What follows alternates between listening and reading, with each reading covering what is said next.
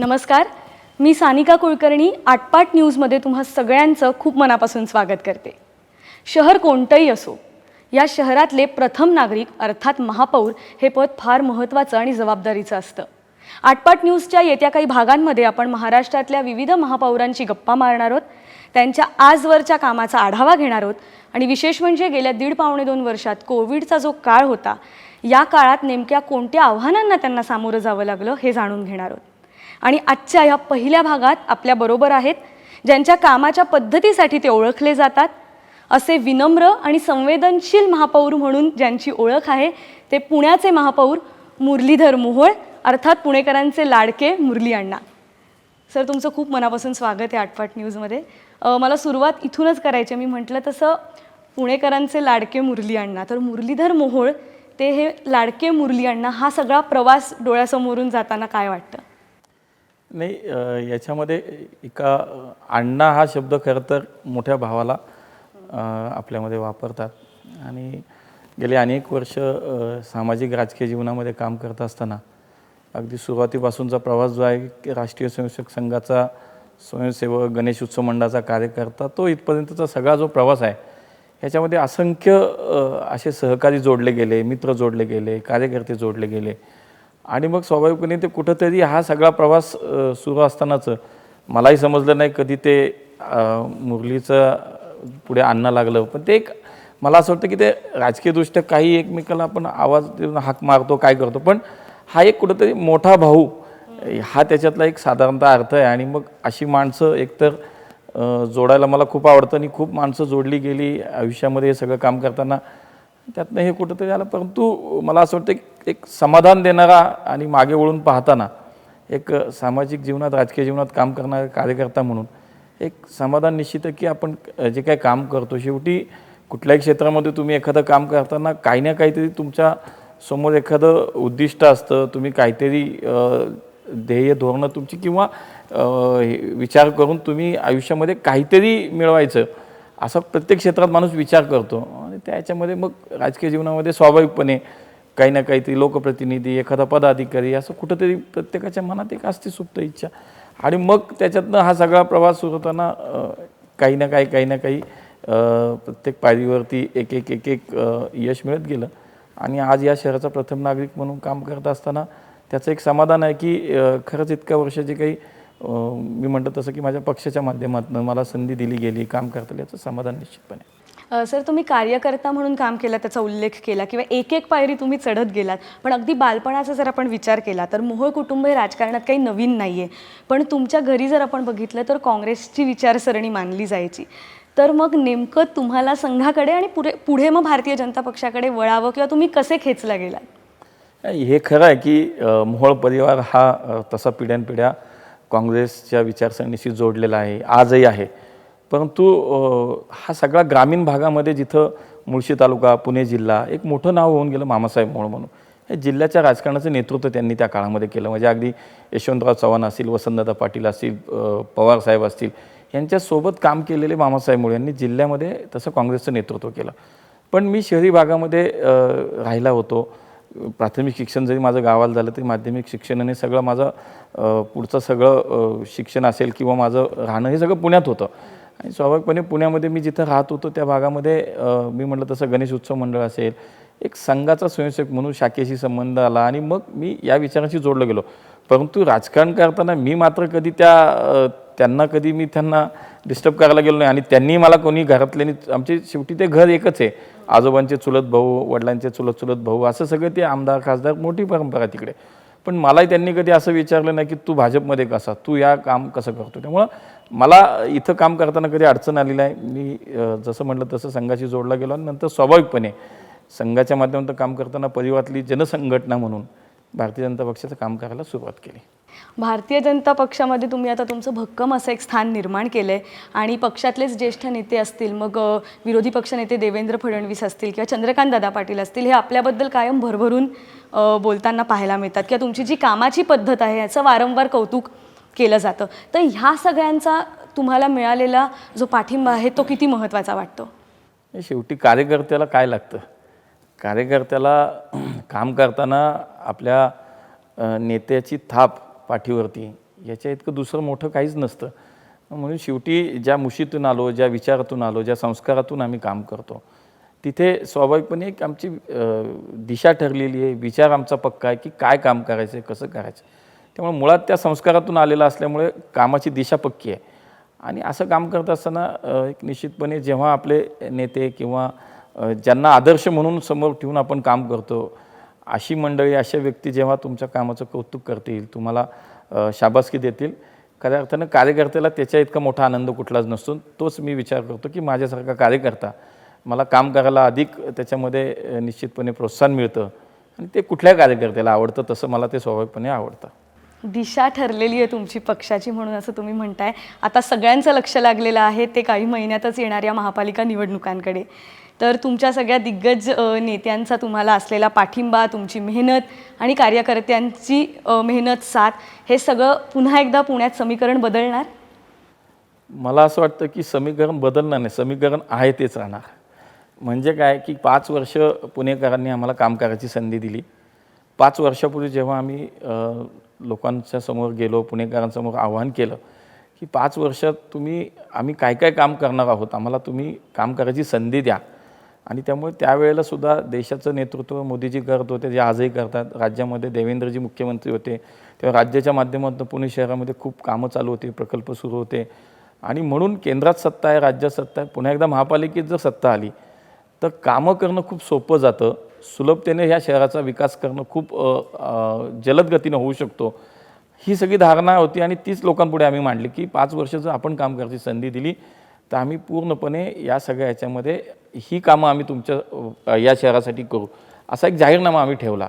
आणि मला आज याचा आनंद वाटतो की या 5 वर्षामध्ये साधारणतः मागचे 1.5-2 वर्ष आपण पाहतो, जरी कोरोनाचं संकट होतं तरीसुद्धा त्यातले खूप मोठे प्रकल्प, मोठ्या योजना, विकासाची कामं ही आता पूर्ण करण्याच्या पर्यंत आम्ही पोहोचलो आहे आणि त्याच्यामध्ये आम्हाला यश आलं आहे. त्यामुळे मला असं वाटतं की कामाच्या जीवावरती लोकांनी जो विश्वास आमच्यावरती ठेवला तो सार्थ आम्ही ठरवण्याचा प्रयत्न केला आहे, प्रामाणिक प्रयत्न केला. आणि हे पुणेकर पाहत आहेत. कोरोनाच्या काळामध्ये देशात कुठल्याच महापालिकेने पुण्याच्या महापालिकेच्या कामाची तुलना होऊ शकत नाही, इतकं चांगलं काम आपल्या महानगरपालिकेने केलं. हे शेवटी सामूहिक यश आहे, सामूहिकदृष्ट्या सगळ्यांनी मिळून केलेलं काम आहे. मला असं वाटतं की 5 वर्षात विकासाची कामं, कोरोनासारख्या संकटाच्या अडचणीच्या काळात महापालिका म्हणून केलेलं काम, आणि हे सगळं जनता पाहते, पुणेकर पाहत आहेत. तर मला असं वाटतं की पुन्हा एकदा निवडणूक कधीही आली आणि कितीही पक्ष एकत्र आले तरी आम्हाला त्याची भीती वाटत नाही, का तर आम्ही केलेल्या कामावरती पुणेकर पुन्हा एकदा आम्हाला संधी देतील असा मला विश्वास वाटतो. प्रमुख प्रकल्पांचा तुम्ही आत्ता उल्लेख केलात. आत्ता राज्यात महाविकास आघाडीचं सरकार आहे, भाजपचं नाही आहे. पण असं कधीतरी तुम्हाला काम करताना वाटलं की जर भाजपचं सरकार राज्यात सुद्धा असतं तर काही प्रमुख प्रकल्पांना खीळ बसली नसती? अगदी हे तसं नैसर्गिकच आहे. म्हणजे मी म्हटलं तसं की राज्यात सत्ता, केंद्रात सत्ता आणि खाली महापालिकेत. तर पहिल्या 3 वर्षात साधारणतः आम्हाला खूप काम करता आलं, का तर आम्हाला खूप काही गोष्टी. शेवटी महानगरपालिकेचा कारभार हा राज्याच्या नगरविकास खात्याच्या मार्फतच शेवटी चालतो. काही विषयांना धोरणात्मक निर्णय असतील, मोठे प्रकल्प असतील, अनेक नियमावलीच्या महापालिकेने कसं काम करावं याचे नियम आहे, त्याचा कायदा आहे, हा शेवटी नगरविकास खात्याच्या मार्फतच चालतं. आणि शेवटी हे राज्य सरकार आहे. आणि म्हणून आम्हाला मागच्या 2-2.5 वर्षात काही ठिकाणी अशी अडचण निश्चितपणे आली. पण मला असं वाटतं फार काय त्याच्यामध्ये आम्ही चुकीचं काम केलं तर थांबू शकतील कोणी, पण आम्ही चांगलं काम करत होतो, विकासाचं काम करत होतो, पुण्याच्या 25-50 वर्षाच्या भविष्याचा विचार करून आम्ही काम करत होतो. त्यामुळे कुठं फार अडचण येणं हे काही मला वाटलं की होईल असं वाटत नव्हतं आणि कोणी थांबवू शकत नव्हतं.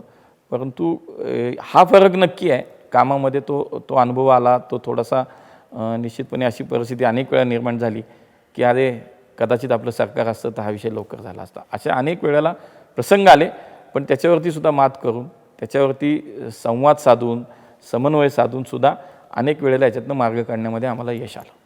पुण्यातील निवडणुकांकडे आता सगळ्यांचं लक्ष तर आहेच, पण महापौर पदाकडे आता विशेष लक्ष लागले. नुकतेच काही दिवसांपूर्वी शिवसेनेचे खासदार संजय राऊत असं म्हणाले की पुण्यात शिवसेनेचाच महापौर होणार. तर यावर आपली प्रतिक्रिया काय आहे? मला असं वाटतं मी त्यांना सोशल मीडियाच्या माध्यमातून तसं राऊत साहेबांना मी त्याचं हे उत्तर दिलं होतं की ठीक आहे, कोणा राजकीय पक्ष स्वप्न पाहू शकतो, त्याच्यामध्ये अडचण काही नाही, परंतु ते वास्तवाला धरून असावं. आज तुमचे 10 नगरसेवक आहेत, त्यांनी तुम्हाला बहुमतासाठी 85 नगरसेवक 84 ते 85चा आकडा गाठायचा आहे. आता हा एखादा चमत्कारच घडू शकतो, तरच कधी ते होऊ शकतं. त्यामुळं तो चमत्कार घडावा आणि त्यांना सत्ता मिळावी यासाठी शुभेच्छा. तुम्ही सेनेला तर शुभेच्छा देताय, पण त्याचबरोबर नवीन समीकरण जुळणार का अशा सुद्धा चर्चा आहेत. त्या म्हणजे भाजप आणि मनसेच्या, कारण मनसे आणि भाजपमध्ये अनेक भेटीगाठी सध्या वाढलेल्या पाहायला मिळत आहेत. तर अशा प्रकारची युती येत्या काळात आम्हाला बघायला मिळेल. शेवटी हे असे निर्णय जे असतात, हे निर्णय राज्य पातळीवरती घेतले जातात आणि एकूणच केवळ पुणे महापालिकेची निवडणूक नाही आहे. राज्यामध्ये पुणे, मुंबई, नागपूर, नाशिक अशा जवळपास 17 महानगरपालिकेच्या आता निवडणूक आहेत. त्यामुळे हा एकूण निर्णय घेताना देवेंद्रजी असतील, चंद्रकांतदादा असतील, हे वरिष्ठ नेते आहेत, ज्यांच्या स्तरावरती हा निर्णय होतो. त्यामुळे ते एकूण राज्याचा विचार करून मला असं वाटतं निर्णय ते घेतील आणि तो नेते जो निर्णय घेतील तो शेवटी आम्हाला सगळ्यांना मान्य असणार. आपण आत्ता बोलताना कोरोनाबद्दल बोलतोच आहोत आणि निवडणुका पुढे जाण्याचं कारण आपण जर बघितलं किंवा निवडणुका होताना सुद्धा नियमांचं काटेकोर पालन हे प्रत्येकाला करावं लागणार आहे आणि ह्या अत्यंत कठीण काळात आपण महापौर म्हणून जबाबदारी सांभाळलेली आहे. एकेकाळी आपण जर बघितलं तर पुण्यातला पॉझिटिव्हिटी रेट सगळ्यात जास्त होता. तर आत्ता नुकतंच तुमच्याकडे 18 ते 44 वयोगटातलं पहिल्या डोसचं 100% वॅक्सिन देऊन झालेलं आहे. तर महापौर म्हणून तुम्हाला ह्या सगळ्या परिस्थितीबद्दल आणि आत्ता सकारात्मक जी परिस्थिती आहे त्याबद्दल काय वाटतं?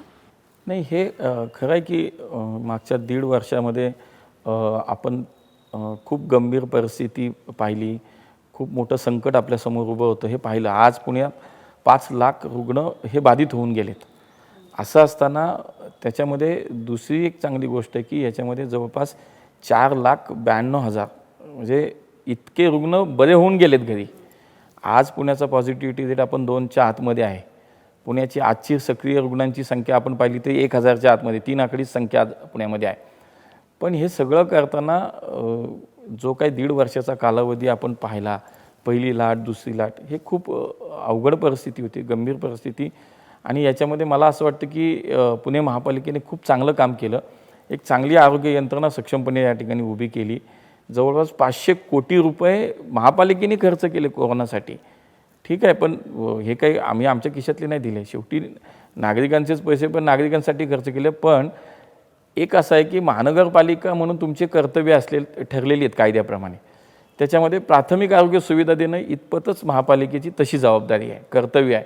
मग त्याच्यामध्ये काय येतं, साधारणपणे तुम्ही फ्लू क्लिनिक चालवणं, पल्स पोलिओचे डोसेस देणं किंवा मॅटर्निटी होम चालवणं, साधारणतः इतकंच.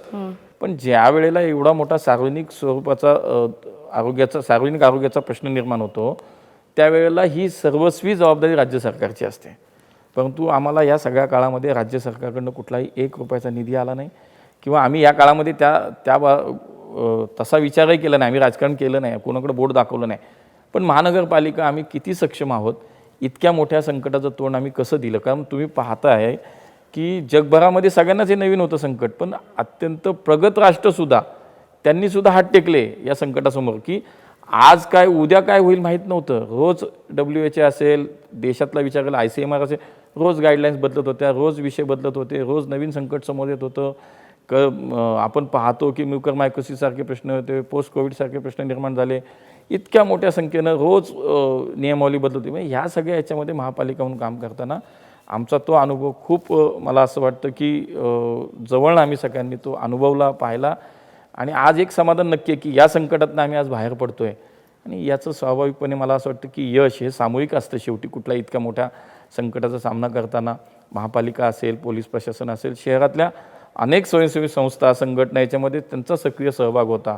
आणि म्हणून मला नेहमी कौतुक या शहराचं आम्ही अभिमानानं म्हणतो. जसं आम्ही म्हणतो पुणे तिथं काय पुणे, तसं आम्ही संकटाच्या काळामध्ये सगळे पुणेकर एक होतो. आणि मग जात, धर्म, पंथ, पक्ष, विचार याच्या पलीकडे जाऊन आम्ही सगळे एकत्र मिळून काम करतो.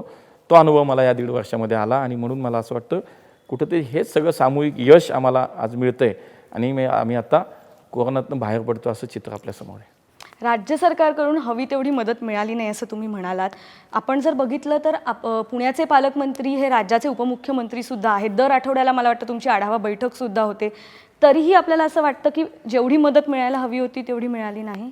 मला असं वाटतं की पालकमंत्री म्हणून त्यांनी या शहरामध्ये इथल्या कोरोनाचा आढावा घेणं, त्याची बैठक करणं, अधिकाऱ्यांना सूचना देणं, हे काम त्यांनी निश्चितपणे केलं. मला त्याच्याबद्दल अजिबात मला दोष नाही द्यायचा. पण शेवटी तुम्ही आढावा घेणं, तुम्ही मार्गदर्शन करणं, याच्यासोबतच राज्य सरकार म्हणून तुम्ही मदत काय करता, हा मला असं वाटतं त्याच्यातला खूप महत्त्वाचा मुद्दा आहे. राज्य सरकारचं पुण्यामध्ये जे वैद्यकीय महाविद्यालय आहे आपलं BJ मेडिकलचं ससून हॉस्पिटल, मला ती खंत कायम राहणार आहे. माझ्या हा जो काही सगळा काळा प्रवास आहे, भविष्यामध्ये कधी आपण जेव्हा कधी विचार करू, जेव्हा चर्चा होईल याची, त्यावेळेला काय घडलं काय नाही घडलं हे सातत्यानं भविष्यात कधी ना कधी त्याच्या चर्चा होत राहणार. मी कायम हेच सांगेन की त्यावेळेला राज्य सरकारच्या माध्यमातून चालणारं ससून हॉस्पिटल आमचं सक्षमपणे का नाही चालू शकलं शेवटपर्यंत.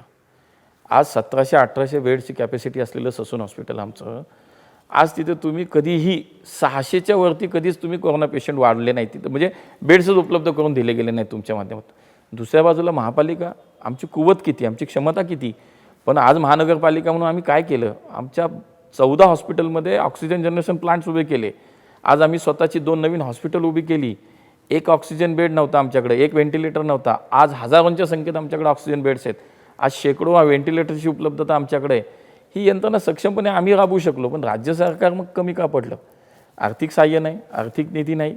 पालकमंत्री म्हणून ते त्यांचं काम करत होते, परंतु त्याच्या पलीकडे जाऊन सुद्धा राज्य सरकार अजून खूप काय करू शकत होतं या शहरासाठी. ते मला असं वाटतं की दुर्दैवाने ते करू शकले नाही, हे मला सांगावं लागेल. मात्र केंद्र सरकारकडून तुमच्या कामाचं कौतुक होत गेलं, त्यांनी महापालिकेच्या कामाचं कौतुक केलं, त्याबद्दल आपल्याला काय वाटतं? शेवटी हे मी म्हटलं तसं व्यक्तिगत स्वरूपाचं नसतं, माझं कौतुक नाही. महापालिका म्हणून तुम्ही केलेलं काम त्यांनी स्वतः पाहिलं की काय केलं 1.5 वर्षामध्ये महानगरपालिकेने. म्हणजे सुरुवातीला महाराष्ट्रातला पहिला रुग्ण पुण्यामध्ये सापडला, तिथून हा 5 लाखाचा रुग्णांचा प्रवास, काय परिस्थिती असेल हे त्यांनी स्वतः त्या सगळ्या आमच्या माहितीतनं पाहिलं. त्यांनी अनुभवलं की हे केवढं मोठं काम महापालिकेने उभं केलं.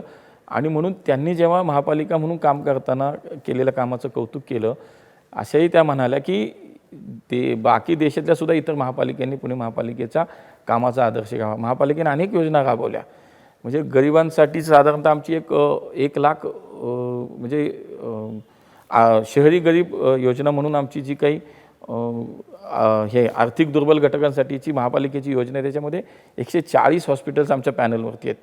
हे 140 हॉस्पिटलमध्ये कोरोनाच्या काळात उपचार सुरू होते. पुण्यातले 11 मोठी हॉस्पिटल्स आहेत, पुणा हॉस्पिटल, जहांगीर, रुबी, ह्या सगळ्या दीनानाथ, या सगळ्या हॉस्पिटलमध्ये 11 हॉस्पिटलसोबत आम्ही करार केले. तिथे सुद्धा आम्ही आर्थिक दुर्बल घटकातल्या रुग्णांना कोरोनात मोफत आम्ही तिथे उपचार दिले. म्युकरमायकोसिस सारख्या आजारासाठी 3 लाख रुपये थेट महापालिका मदत केली. महानगरपालिका म्हणून काम करताना आमचे काही कर्मचारी त्याच्यात काम करताना दगावले. अशी संख्या 80च्या वरती आहे. देशातली पहिली महापालिका आहे की आम्ही या प्रत्येक कुटुंबाला 50 लाख रुपयाची आर्थिक मदत केली. आणि हेच सगळं काम त्या दिवशी केंद्रीय आरोग्य राज्यमंत्र्यांनी स्वतः त्याचं प्रेझेंटेशन पाहिलं, त्यांनी सगळी माहिती घेतली आणि त्यांनाही ते कौतुक वाटलं की या सगळ्या काळामध्ये पुणे महापालिकेने खूप उत्तम काम केलं. आणि म्हणून आम्हाला निश्चितपणे काम करायला एक अशा जेव्हा अशी काही प्रतिक्रिया येतात, असे काही आम्हाला काम केल्यानंतर त्याचं कुठंतरी कौतुक केलं जातं, तर आम्हाला काम करायला निश्चितपणे त्याच्यातनं पुढच्या काळामध्ये एक उत्साह आमच्यामध्ये निश्चितपणे निर्माण होतो, प्रोत्साहन आम्हाला मिळतं. कोविडचा कठीण काळ असला तरी विकास कामं काही तुमची थांबली नाही, तरी तुम्ही करत राहिलात. नुकतंच मला वाटतं नवरात्रात तुम्ही बायो CNG बसेस सुरू केल्या. देशातलं दुसरंच शहर पुणे ठरले.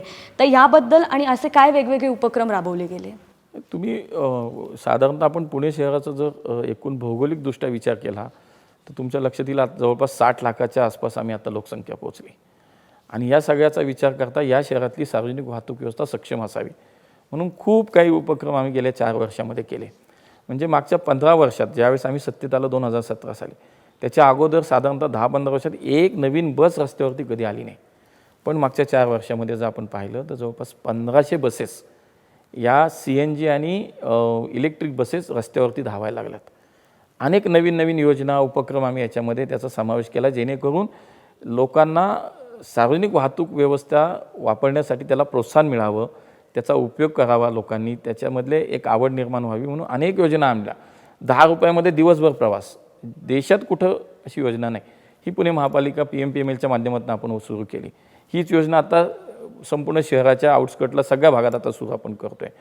त्याच्यानंतर अटल बस सेवा 5 रुपयामध्ये 5 मिनिटाच्या अंतरावरती 5 किलोमीटरचा प्रवास, अशी योजना आपण आणली. अनेक योजना याच्यामध्ये मी तुम्हाला सांगेन की सार्वजनिक वाहतूक व्यवस्थाचा वापर वाढावा म्हणून याच्यामध्ये काम करताना आम्ही असे अनेक योजना आणल्या, जसं तुम्ही आता उल्लेख केला.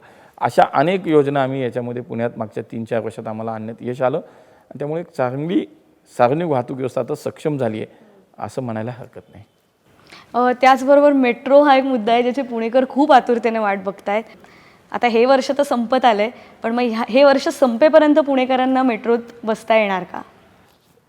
पुणेकरांना नवीन वर्षाची भेट नक्की मिळणार. याच्यामध्ये अनेक वर्ष केवळ कागदावरती असलेली मेट्रो आता प्रत्यक्षात धावणार आहे. मला आजही आठवतं की देशाचे पंतप्रधान नरेंद्रजी मोदी यांनी पुण्यामध्ये या प्रकल्पाचं भूमिपूजन केलं, शुभारंभ केला. तत्कालीन मुख्यमंत्री देवेंद्रजींनी या पुण्याचा एकूण सगळा भौगोलिक विस्तार, लोकसंख्या आणि वाहतुकीचा प्रश्न हा सगळा विचार करता 3 मेट्रो प्रकल्पाच्या संदर्भात त्यांनी खूप काम केलं. एक तर जी 2 मेट्रो मार्ग जे आहेत, एक आता वनाज ते रामवाडी हा मेट्रो मार्ग, दुसरा PCMC ते स्वारगेट हा दुसरा मार्ग आणि तिसरा PPPच्या धर्तीवरती देशातला पहिला प्रकल्प जो देवेंजींच्या संकल्पनेतून सुरू होतोय तो म्हणजे हिंजवडी ते शिवाजीनगर. हे 3 मार्ग त्यावेळेला देवेंद्रजींनी स्वतः त्याच्यामध्ये लक्ष घालून, वेळ देऊन, त्यांच्या कल्पना, त्यांच्या एक्सपर्ट्स जे काही लोक त्यांना सोबत घेऊन याच्यामध्ये महामेट्रोच्या माध्यमातून आणि आता तो तसा PPPच्या माध्यमातून असे एवढे मोठे प्रकल्प पुणे शहराला खरं तर त्यांच्या कल्पनेतनं आज मिळत आहेत. आज मेट्रोच्या ह्या दोन्ही मार्गाचं पुण्यातल्या खूप काम जोरात चालू आहे, आपल्याला दिसतंय. पण मी म्हटलं तसं की मेट्रोमध्ये पुणेकर बसणार याला आता फार वेळ लागणार नाही. या साधारणतः डिसेंबर अखेर कोथरूड ते गरवारे कॉलेज या 5 किलोमीटरच्या अंतराचा मेट्रो प्रवास आता पुणेकर स्वतः प्रत्यक्ष आता घेणार आहेत आणि त्याचा अनुभव पुणेकर निश्चितपणे एवढ्या 1-2 महिन्यामध्ये घेतील. काम पूर्ण झालं आहे, त्याची ट्रायलही झाली आहे, डबेसुद्धा यायला सुरुवात झाली आहे आणि मला असं वाटतं की अनेक वर्षांचं पुणेकरांचं स्वप्न आता पूर्ण होणार. नवीन वर्षाची भेट तुम्ही म्हणालात तसं पुणेकरांना निश्चितच मिळणार आहे आणि मला वाटतं ती मिळणंसुद्धा गरजेचं आहे, कारण गेल्या 1.5-2 वर्षात पुणेकरांनी फार भक्कम साथ तुम्हाला ह्या सगळ्या कोरोनाच्या परिस्थितीत दिलेली आहे. यातलाच एक महत्त्वाचा मुद्दा म्हणजे पुण्यातले गणेशोत्सव. कारण मुंबई असो किंवा पुणे गणपतीसाठी अत्यंत ओळखले जातात. त्यात पुण्यात मानाचे गणपती असतील आणि खूप अनोख्या पद्धतीनं सगळा बंदोबस्त ठेवण्यात आला. विसर्जन मिरवणुका निघाल्या नाही आणि गणपती बसण्यापासून ते अगदी विसर्जनापर्यंत आपला प्रत्यक्ष सहभाग फार महत्त्वाचा होता. आपण वारंवार तिथे जात होतात. तर हा आगळा वेगळा गणेशोत्सव नेमका कशा प्रकारे झाला? मग महापालिका, पोलीस प्रशासन आणि तुमच्या सगळ्यांचं एक जे बॉन्डिंग आहे ते इथे वर्क झालं असं वाटतं? खूप महत्त्वाचं प्रश्नाला तुम्ही हात घातला आहे. मला तुम्ही नसता विचारलं तरी मला सांगायला आवडलं असतं. खरं तर या सगळ्या काळामध्ये 1.5 वर्षामध्ये आपले अनेक सण आले, उत्सव आले, खूप सगळ्या धार्मिक परंपरा जपण्याचे सगळे प्रसंग आले, मग सर्वधर्मीय. त्याच्यामध्ये विशेषतः पुण्याचा गणेश उत्सव म्हणजे हा जगभरामध्ये प्रसिद्ध. आज जगभरातनं पुण्यात नागरिक गणेश उत्सवाला, दर्शनाला, उत्सवाचं एकूण ते सगळं जल्लोष, तो सगळा अनुभव घ्यायला सगळेजण येतात. लाखोंच्या संख्येनं बाहेरनं लोक येतात आणि मुळामध्ये पुण्याचा जवळजवळ मला 128-129 वर्षाची परंपरा असलेला आपला उत्सव आजपर्यंत कधी खंडित नाही झाला. जसं शेकडो वर्षाची वारीची परंपरा ती सुद्धा खंडित झाली. गणेश उत्सव होत असताना आज शेकडो वर्षाची परंपरा थांबवणार कशी, ती आपण सांगणार कसं, हा खरं तर सगळ्यात अगोदर प्रश्न होता की यावेळेस आपण गणेश उत्सव साध्या पद्धतीनं करावा. हे खूप मोठं आव्हान होतं. संसर्ग मागच्या वर्षी खूप मोठा होता आणि अशा परिस्थितीमध्ये खरं तर या शहराचा प्रथम नागरिक म्हणून ज्यावेळी मी काम करतो तर माझ्यातला मूळ गणेश उत्सवाचा कार्यकर्ता जो आहे आतला, मी जसं म्हटलं की माझा गणेश उत्सव मंडळाचा कार्यकर्ता, ही एक माझी वेगळी ओळख आहे आणि ती मला शेवटी आयुष्यभर ती सुद्धा मला जपायची आहे. ती ओळख मला माझी कायम ठेवायची आहे. पण असा निर्णय घेत असताना पुणेकरांना, गणेश उत्सव मंडळांना हे आव्हान करायचं की आपल्याला गणेश उत्सव साध्यापणाने करायचा, की हे खूप मोठं मला असं वाटतं की संकट होतं त्यावेळेस. म्हणजे मला भीती होती की आता हे नेमकं कशा प्रतिसाद मिळेल. पण मी खूप मनापासनं पुण्यातल्या सर्व गणेश उत्सव मंडळांचं खरं तर आभार मानेन, पुणेकरांचा आभार मानेन की आपण हे आवाहन केलं की यावर्षी आपल्या शहरातला संसर्ग पाहता पुणेकरांचा जीव धोक्यात आहे आणि तो आपण अजून जीव धोक्यात घालणं, मोठ्या संख्येनं प्रादुर्भाव वाढणं हे आपल्याला कोणालाही परवडणार नाही, सोयीचं नाही. आणि म्हणून आपण याच्यामध्ये गणेश उत्सव साधेपणाने करूया. मांडवातल्या बाप्पाचं विसर्जन मांडवात करूया. मिरवणूक नाही करायची, देखावे नाही करायचे, कुठल्याही प्रकारची गर्दी नाही करायची. आणि मी कौतुक आणि आभार यासाठी मानीन गणेश उत्सव मंडळाचे, की सर्व गणेश उत्सव मंडळांनी हे ऐकलं आणि त्याच्यामध्ये 100% प्रतिसाद सर्वांनी दिला. पुणेकरांना आव्हान आपण केलं की घरच्या गणपतीचं तुम्ही घरी विसर्जन करा. का? पुण्याचा त्याच्या मागच्या वर्षाची जर आकडेवारी आपण पाहिली, नदीवरती घाटावरती ज्या मूर्त्यांचं विसर्जन केलं जातं गणपतीच्या, जवळपास 5.5 लाख मूर्तींचं विसर्जन झालेलं होतं. विचार करा, एका मूर्तीबरोबर घरचा गणपती म्हणून 4 लोक 5 लोक तर नक्की जातात. मग 5.5 लाख मूर्त्यांबरोबर कमीत कमी 25 लाख लोक 10 दिवसात रस्त्यावरती येतील. हा केवढा मोठा धोका होता. पण पुणेकरांनी सुद्धा ह्या आव्हानाला 100% प्रतिसाद दिला आणि घरच्या गणपतीचं घरी विसर्जन करायला उत्स्फूर्त प्रतिसाद मिळाला. आपण नदीवरती मागच्या वर्षी आणि यावर्षी मुळा नदीमध्ये एकाही मूर्तीचं विसर्जन झालं नाही. म्हणजे इतकं मोठं काम खरं तर पुणेकरांनी केलं. म्हणून मी सांगेन की लोकांनी खूप संयम राखला, खूप आपल्या भावनेला आवर घातला, मुरड घातली की नाही, या वेळेला माझं कर्तव्य आहे गणेश उत्सव मंडळाचा कार्यकर्ता पुणेकर प्रत्येक, की समाजाप्रती माझं कर्तव्य की मी यावेळेस समाजभान जपलं पाहिजे. आणि हे प्रत्येकाने जपलं. आणि म्हणूनच मला असं वाटतं की इतका गणेश उत्सव आमचा गर्दीचा, संख्येचा, इतकी माणसं, लाखोंच्या संख्येत येणारी ही सगळी वर्दळ किंवा एकूण पाहतो आपण सगळी गर्दी, हे कुठंच झालं नाही. याचं सगळं श्रेय मला असं वाटतं पुण्यातल्या प्रत्येक गणेश उत्सव मंडळाच्या कार्यकर्त्याला, पुण्यातल्या प्रत्येक नागरिकाला जातं.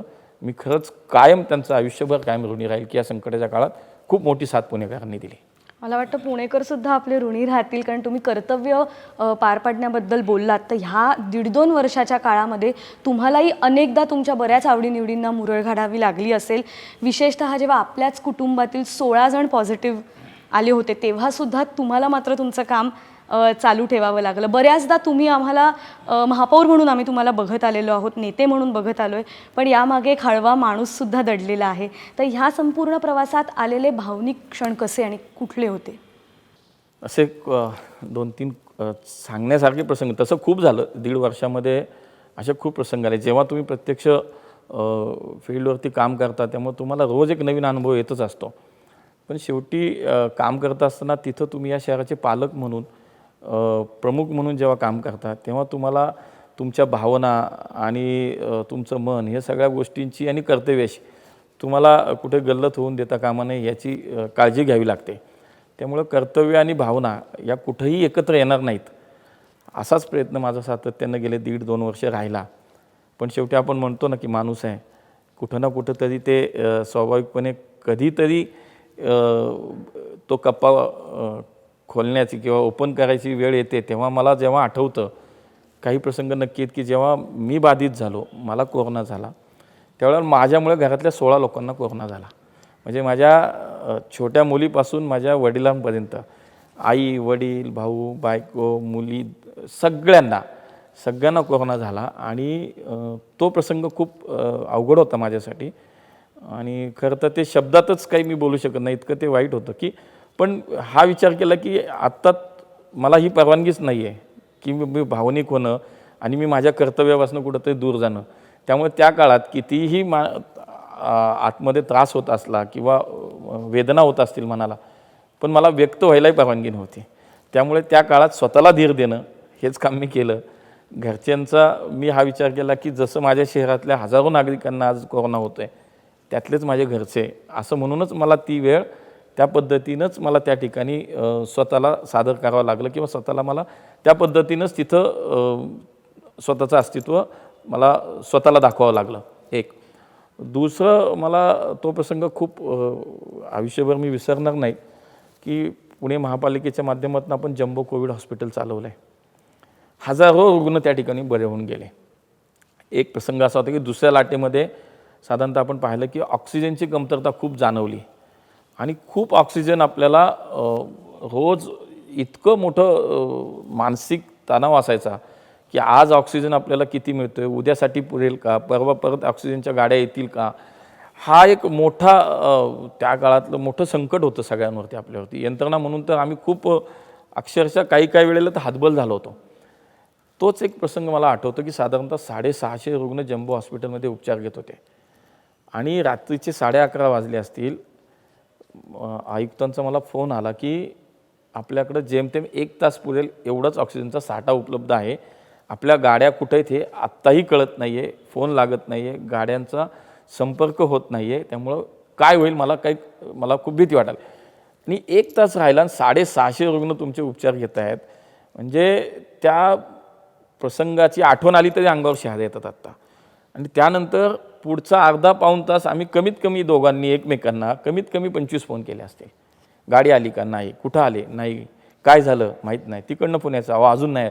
हे जे चालू होतं ना, तो काळ मला असं वाटतं माझा ह्या 2 वर्षाच्या सगळ्या कालावधीमधला सगळ्यात कठीण जो काळ होता तो होता माझा. तो अर्धा तास इतका भयानक होता. आणि शेवटी 20 मिनिट राहिले होते ऑक्सिजन संपायला आणि गाड्या आल्या. मला असं वाटतं की त्यावेळेला आमच्या मनामध्ये काय सुरू होतं, आमची काय अवस्था झाली होती हे शब्दातही आम्ही सांगू शकत नाही. की 650 रुग्ण, जगातली सगळ्यात मोठी दुर्घटना पुण्यात होऊ शकत होती. पण सुदैवानं मला असं वाटतं की त्यातनं बाहेर पडलो आपण, गाड्या आल्या. नाहीतर तो प्रसंग मी म्हणजे आताही बोलताना अंगावर की तो प्रसंग आयुष्यात विसरू शकत नाही. त्यातनं बाहेर पडलो. असाच एक प्रसंग ज्यावेळेला सुरुवातीच्या काळामध्ये जेव्हा कोरोना सुरू झाला, एक पेशंट 2, 10, 20, 50 साधारणतः 50-100 पेशंट शहरामध्ये असतील सुरुवातीचा काळ 2020चा. आणि त्या काळात नायडू हॉस्पिटल हा एकमेव हॉस्पिटल आपलं सुरू होतं. का तर रुग्णांची संख्या सुरुवातीला कमीच होती. आणि कामानिमित्त तिथला आढावा घेणं, तिथली परिस्थिती पाहणं, आरोग्य यंत्रणेचा नेमकं आता तिथं काय आपल्याला कमी आहे, काय वाढवायला लागले, ह्यासाठी माझे सातत्यानं नायडू हॉस्पिटलमध्ये जाणं असायचं. त्या याच्यामध्ये एकदा मी नायडू हॉस्पिटलमध्ये गेलो तर एक व्यक्ती मला निघताना मला गाडीपाशी आली, मला बोलायचं आहे तुमच्याशी म्हणाले. मग तो एक सदग्रस्त होता, साधारणतः एक 45-50 वयाची व्यक्ती आहे. मला ते म्हणले मला बोलायचं. म्हटलं बोला ना. मी म्हणले बाई इथं मी खूप वर्ष नायडू हॉस्पिटललाच धोबी म्हणून काम करतो, पण मला थोडीशी मदत पाहिजे तुमची. म्हटलं काय. मला म्हणलं की मी इथल्या रुग्णांची कपडे म्हणजे पॉझिटिव्ह रुग्णांची कपडेसुद्धा मी हाताने धुतो. मला ऐकून मला इतकं वाईट वाटलं की अरे शेवटी आज सुरुवातीच्या काळामध्ये डॉक्टरसुद्धा पेशंटच्या जवळ जायला घाबरत होते. ही परिस्थिती असताना हा माणूस रुग्णांची कपडे स्वतः हाताने धुतोय. इतका संसर्गजन्य रोग हा, इतका भयानक रोग हा. पण शेवटी त्यांनी असं नाही केलं की काम सोडून पळून गेला, पण तो काम करतोय. मला खूप वाईट वाटलं. तात्काळ 2 दिवसाच्या आत आपण त्या ठिकाणी महापालिकेची 2 मोठ्या वॉशिंग मशीन तिथं उपलब्ध करून दिल्या. का तर शेवटी ते माणसं आहेत आणि ती त्यांची कर्तव्य बजावत आहेत, ते काम करतायत. आणि त्यांचीच जर काळजी आपण नाही घेतली तर मग काय उपयोग आहे. असा सगळा विचार करून मला तो एक प्रसंग काय माझ्या आयुष्यात लक्षात आलं की सुरुवात होती. आणि माणसं बघा ना, या सगळ्या 1.5-2 वर्षाच्या काळात आमच्याकडं आज जवळपास 80च्या वरती माणसं काम करताना गेली महापालिकेची. रुग्ण म्हणजे दगावले गेले. आणि या सगळ्यांची काळजी मला असं वाटतं की खरं तर ह्या लोकांना आम्ही विसरू शकत नाही. यांनी इतकं काम केलं, म्हणजे ह्या लोकांची आठवण अशी लोकं आम्ही जपली पाहिजे होती. तर खरं तर काम करताना हे काही अनेक भावनिक प्रसंग आहेत. आमचे अनेक 2-3 अधिकारीसुद्धा खूप चांगले गेले. एक दयानंद सोनकांबळे म्हणून आमचे वॉर्ड ऑफिसर होते. मला आठवतं आहे की ढोले पाटील रोड आणि त्या परिसरातला सुरुवातीच्या काळातला जो वस्ती विभागात झोपडपट्टीतला प्रादुर्भाव तो प्रचंड होता. म्हणजे एका वस्तीत 1000 पेशंट होते. अशा ठिकाणी काम करणारा आमचे दयानंद सोनकांबळे क्वारंटाईन सेंटरला ज्या वेळेला किंवा CCCला जिथे रुग्ण आहेत तिथे जे आम्ही जेवण द्यायचो, ते जेवण आत देताना तो बिचारा आधी स्वतः खायचा आणि मग आत द्यायचा. आणि आज हा माणूस कोरोनाने गेला. म्हणजे हे प्रसंग काही खूप आयुष्यात असे आहेत की ते विसरू शकत नाही. त्यामुळे खूप चांगले वाईट अनुभव पाहिलेत, अनुभवलेत खूप अजूनही.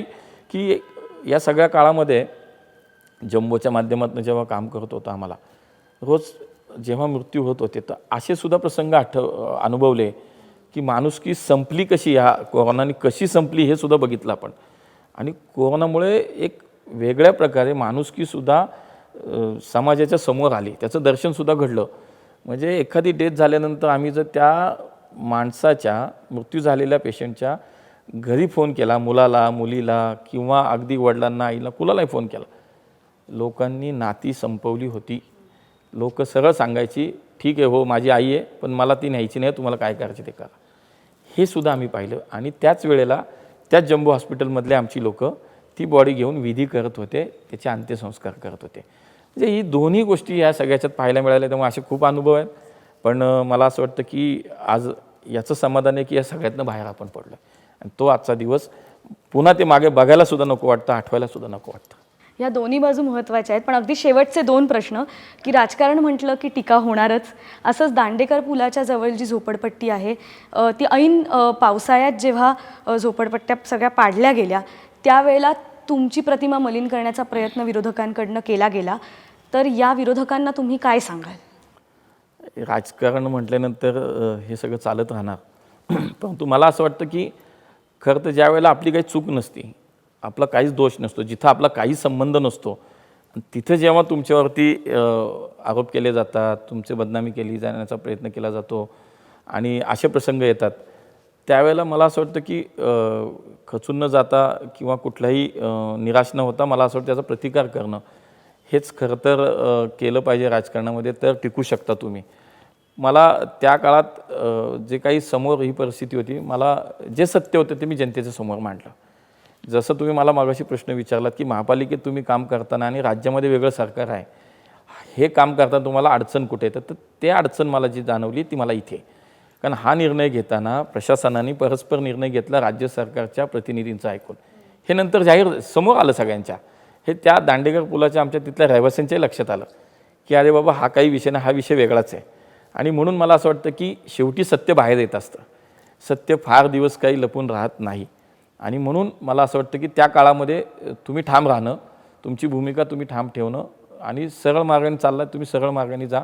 मला असं वाटतं सत्य बाहेर येतं, ते आलं आणि नागरिकांनाही कळलं की ह्याच्यामध्ये नेमकं कोण दोष होतं, कोणाचा दोष होता, कोणी हे सगळं केलं, याच्यात कोणाचा हात होता, हे समोर आलं, सिद्ध झालं. तर मला असं वाटतं हा थोडा काळ जो असतो तो खूप परीक्षेचा असतो, त्याच्यामध्ये तुम्ही कसं राहायचं हे खूप प्रत्येकाने ठरवलं पाहिजे. मला असं वाटतं त्यावेळेला असा जरी प्रयत्न झाला तर नंतर तो स्पष्ट समोर आलं की ह्याच्यामध्ये कोणाचा हात होता काय. त्यामुळे मला नंतर ते अगदी स्पष्ट झालं, क्लिअर झालं. त्यामुळे फार चिंता त्याची नंतर वाटली नाही. शेवटचा प्रश्न, महापौर म्हणून तुम्ही जो काही कार्यकाळ घालवलेला आहे त्यात तुम्ही जी सगळी कामं केली त्यावर तुम्ही समाधानी आहात का? शेवटी 100% आपण समाधानी आहे असं म्हणू शकत नाही कुठल्याच विषयात, कुठल्याच क्षेत्रात. तुम्ही खूप काम करायचं आहे, खूप काम केलं आहे आणि खूप काम राहिलं आहे पण, असं मला असं वाटतं साधारणतः याचं वर्णन करता येईल. काम राहिलं म्हणजे काय, तर अनेक मोठे प्रकल्प आहेत जे सुरू झालेत, जे 40% त्याचं काम झालं आहे, 50% काम झालं आहे, ते पूर्ण करायचे होते. अनेक कामं भविष्याचा पुण्याचा 25-50 वर्षाचा विचार करून आपल्याला आणायचे. नदीकाठ सुधारणा असेल, नदी सुधार प्रकल्प असेल, अशा अनेक प्रकल्प जे प्रत्यक्षात आता सुरू करायचे आहेत. ही सुद्धा कामं भविष्यात मार्गी लागली पाहिजेत. मला असं वाटतं की कामं खूप झाली म्हणजे आम्ही शेवटी बघा लक्षात घ्या, तुम्ही तुमचं विजन काय आहे, तुम्ही काय डोळ्यासमोर ठेवून काम करणार आहात हे खूप महत्त्वाचं असतं. नाही तर सत्ता आली, तुमच्याकडं पद आलं, ठीक आहे, रस्ते पाणी हे तर चालूच राहणार आहे, पण शहराचा 25-50 वर्षाचा विचार करून तुम्ही काय केलं हे जेव्हा मला विचाराल तेव्हा मला असं वाटतं की ते आम्ही केलं. आम्ही काय केलं, 50 वर्षानंतरची पुण्याची लोकसंख्या विचारात घेऊन आम्ही 24/7 पाणी पुरवठ्याची योजना याच्यामध्ये आज काम करतो आहे. आज पुण्याचा नद्यांचा विषय हा, आमच्या नद्या म्हणजे आज शेकडो वर्षातसुद्धा कोणी विचार झाला नाही, पण आमच्या पुण्याच्या नद्या स्वच्छ राहतील, नदीकाठ सुंदर होईल, पर्यटकांना एक मोठं आकर्षण त्या ठिकाणी तयार होईल, पुण्यात ते पाहण्यासाठी लोक येतील. आमची लोक परदेशातल्या नदींसारखा फील आमच्या पुण्यातल्या नद्यांमध्ये कसा तिथं आजूबाजूला फिरताना घेतील तो आम्ही विचार केला. सार्वजनिक वाहतूक व्यवस्था सक्षम आम्ही करण्याचा प्रयत्न केला. अजून काही बसेस नव्यानं रस्त्यावरती येत आहेत. सगळ्यात महत्त्वाचं म्हणजे घनकचरा व्यवस्थापन. या शहरामध्ये रोज आज जवळपास 2000 ते 2200 मेट्रिक टन कचरा तयार होतो आहे. आज पुणे शहर हे देशातलं असं शहर आहे पहिल्या 3-4 शहरांमध्ये की जिथे 100% कचऱ्यावरती प्रक्रिया होतं. मग मला असं वाटतं की ही जी उपलब्धी आम्ही पुढच्या परत 25 वर्षाचा विचार करून अजून काही प्रकल्प नव्यानं आणतो आहे, त्याच्यावरती आत्ता काम चालू आहे. आम्ही केलं काय केलं तर आम्ही 50 वर्षाचा पुण्याचा पुढचा विचार करून आम्ही काम करतो आहे, त्या दृष्टीनं काम केलं. हे सगळं करत असताना या सगळ्या कामाचं तर समाधान नक्की आहे, पण त्याच्यातल्या त्यात एक अजून सगळ्यात आवडणारं काम तुम्ही मला जर विचाराल तर मला असं वाटतं की पुण्यासाठी आत्ता आपण पाहिलं की सार्वजनिक आरोग्याचा प्रश्न निर्माण झाल्यानंतर खरं तर त्या शहराची आरोग्य यंत्रणा किती सक्षम असली पाहिजे याची जाणीव आपल्याला होते. म्हणूनच या शहरासाठी महापालिकेच्या माध्यमातून पहिलं वैद्यकीय महाविद्यालय आता पुण्यामध्ये सुरू होतं आहे, स्वर्गीय भारतरत्न अटल बिहारी वाजपेयींच्या नावानं. मुंबईची 2-3 आहेत, पण ती कधीची आहेत, इंग्रजांच्या काळातली आहेत. पण पुणे महापालिका म्हणून आम्ही 5 वर्षात काम करताना याला आम्हाला यश आलं की आमचं स्वतःचं आता वैद्यकीय महाविद्यालय पुण्यामध्ये होतोय. या सगळ्या 1.5-2 वर्षाच्या काळात तर खूप आरोग्य यंत्रणा आमची सक्षम झाली. आता ती वैद्यकीय महाविद्यालयाच्या माध्यमातून जोडली जाणार आहे आणि पुण्याची आरोग्य यंत्रणा ही अतिउत्तम पद्धतीनं आता भविष्याचा विचार करून सक्षम केली जाणार आहे. याचं आम्हाला खूप मोठं समाधान. मला असं वाटतं की ते काम आम्ही केलं. वाहतुकीच्या प्रश्नासंदर्भात शहरात अनेक नव्यानं पाहत तुम्ही उड्डाण पूल तयार झाले, ग्रेट सेप्टर्स आले, नदीवरच्या पुलांचं काम आता सुरू होतं आहे. ही सगळी कामं एकूण जर 5 वर्षाचा कामाचा अहवाल जेव्हा तयार करायचा विचार करू ना आम्ही, त्यावेळेला खऱ्या अर्थाने त्याच्यात कळेल की किती भरीव काम या 5 वर्षामध्ये झालं. तुम्हाला तुमच्या पुढच्या सगळ्या वाटचालीसाठी, निवडणुकांसाठी आटपाट न्यूजकडून खूप शुभेच्छा आणि तुम्ही इतके मोकळेपणाने बोललात त्याबद्दल मनापासून आभार. आजच्या भागात आपण इथेच थांबणार आहोत. अशाच विविध मुलाखतींसाठी आणि लाईव्ह बातम्यांसाठी नक्की पहा आटपाट न्यूज. आज इथेच थांबूयात. बघत रहा आटपाट न्यूज, सत्याची साथ दिनरात. धन्यवाद.